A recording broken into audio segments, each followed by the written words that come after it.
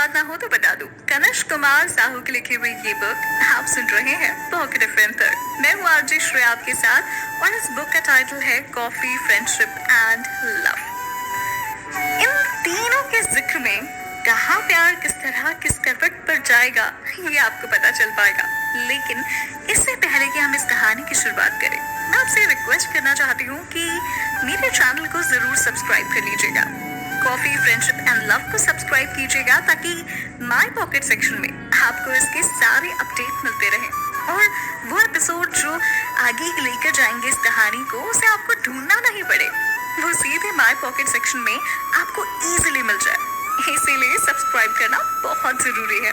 चलिए अब जरूरी बात करते हैं और कहानी को आगे बढ़ाते हैं। Coffee, friendship and love. ऐसे कैसे तुम मुझे छोड़ के जा सकती हो यार, राहुल ने कहा। हाँ, राहुल और ईशा, ये दो नाम याद कर लीजिएगा। इन दोनों से मुलाकात हो रही है आपकी इस बुक के थ्रू।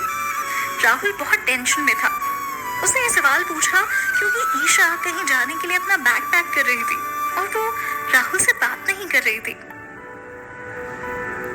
जब ईशा ने राहुल का क्वेश्चन अनसुना कर दिया तो राहुल ने एक बार फिर से पूछा, मैं कुछ पूछ रहा हूँ ईशा, ऐसे कैसे तुम मुझे छोड़ के जा सकती हो? ऐसे कैसे? ये तुम पूछ रहे हो राहुल, तुम? ईशा ने अपने सामान को बैग में डालते हुए पूछा। वो इस बात को काफी कैजुअली ले रही थी। शायद किसी बात से वो इतनी नाराज हो चुकी थी कि अब उसे संभालने की कोशिश नहीं कर रही थी। ऐसा क्या हो गया यार? ऐसा भी क्या कर दिया मैंने? कुछ बोलो कि भी तुम। राहुल इस वक्त बहुत कंछाया हुआ था क्योंकि ईशा उसके किसी भी सवाल का सीधे मुंह जवाब ही नहीं दे रही थी। मैंने तुम्हारे साथ एडजस्ट करने में बहुत सारी प्रॉब्लम फेस की है राहुल, जिसे तुम कभी नहीं समझ सकते। तुम हमेशा अपनी बात मनवाते हो, दूसरों की सुनते ही नहीं। तुम्हें लगता है कि तुम जो बोल रहे हो वही सही बोल रहे हो। ये करो, ऐसे करो, ऐसे करो, वैसे मत करो, पता नहीं और क्या क्या। मैं तंग आ गई हूँ तुमसे राहुल। मैं तंग आ चुकी हूँ तुम्हारे इस रूल बुक से। मुझसे नहीं झेला जाता अब ये सब कुछ। मैंने तुम्हें पसंद किया था, तुम्हारी रूल बुक को नहीं। हो सकता है कि तुम्हें पसंद होगा रूल्स के और ये बंधन में बंध के रहना, पर मुझसे नहीं हो सकता। मैं बंधन में नहीं रह सकती। सॉरी राहुल, मैं अब तुम्हारे साथ नहीं रहना चाहती और रह भी नहीं सकती। ईशा अब तक काफी टूट चुकी थी। वो राहुल को ये समझाने की कोशिश कर रही थी कि वो राहुल की रूल बुक से थक चुकी थी। वो इरिटेट हो चुकी थी और हम इन सारी चीजों से दूर जाना चाहती थी। राहुल बेबाक इन सारी चीजों को देख रहा था, सुन रहा था। राहुल ने कुछ कहा नहीं, बस आवाज से ईशा को देखकर रह गया। ईशा ने बैग की चेन बंद की और बैग हाथों में ले लिया।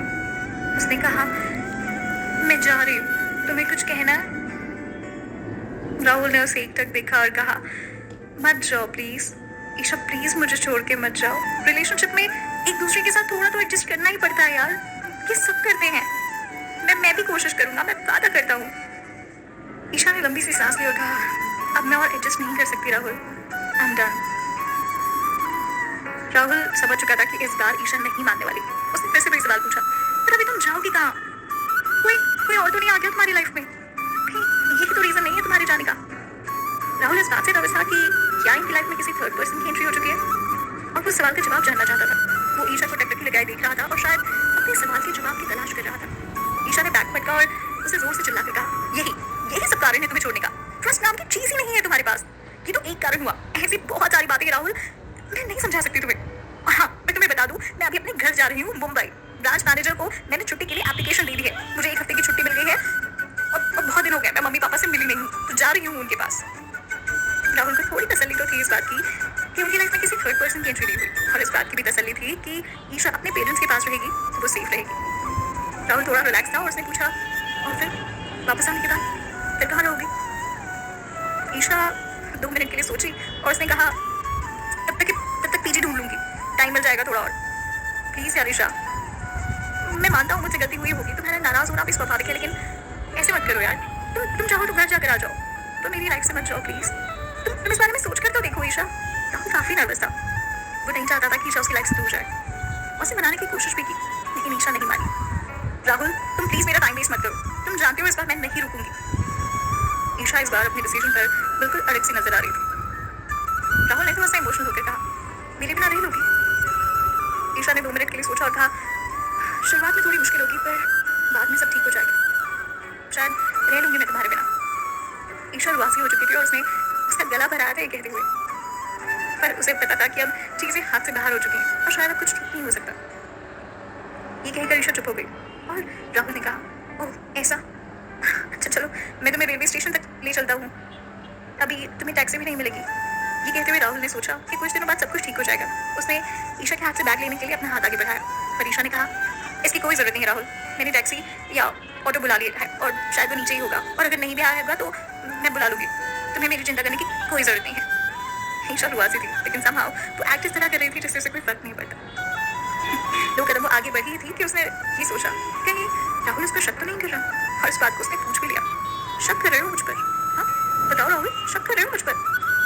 राहुल ने उसे देखा और वो भी काफी रुआसा था। उसने कहा कि तुम सोच रही हो ईशा, मैंने तो ऐसा कुछ सोचा भी नहीं, मैं तो बस तुम्हें ट्रेन में अच्छी तरह से बिठा दूं, तुम्हें सेफली पहुंचा दूं, बस यही इरादा था मेरा। वैसे ईशा, तुम बोल रही हो कि मेरे साथ एडजस्ट नहीं कर सकती, पर मैंने भी तुम्हारी बहुत सारी बातों को नजरअंदाज किया है और हमेशा तुम्हारे साथ एडजस्ट किया है, आगे भी करूंगा। अच्छा बताओ बताओ, किस बात पर एडजस्ट किया तुमने मेरे साथ? ईशा ने काफी चिढ़कर ये सवाल पूछा। राहुल ने कहा, छोड़ो जाने दो। नहीं नहीं, बोलो बोलो, बोलते क्यों नहीं, बोलो।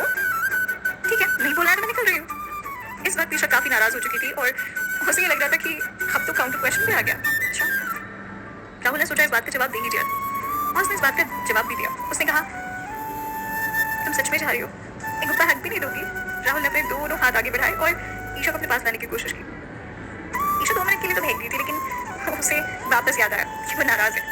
वो जानती थी कि राहुल उससे बहुत प्यार करता है, पर अचानक ही वो खुद को छुड़वाते हुए बोली, नहीं अब सब कुछ खत्म हो चुका है। वो दरवाजा खोलकर बाहर निकल गई और दरवाजे को जोर से उसने बंद किया। फिर उसकी आवाज आई। राहुल आवाज सा एक उस दरवाजे को देखता रह गया। उसे विश्वास ही नहीं हुआ कि ईशा अब जा चुकी है, उस घर से भी और शायद उसकी दुनिया से भी।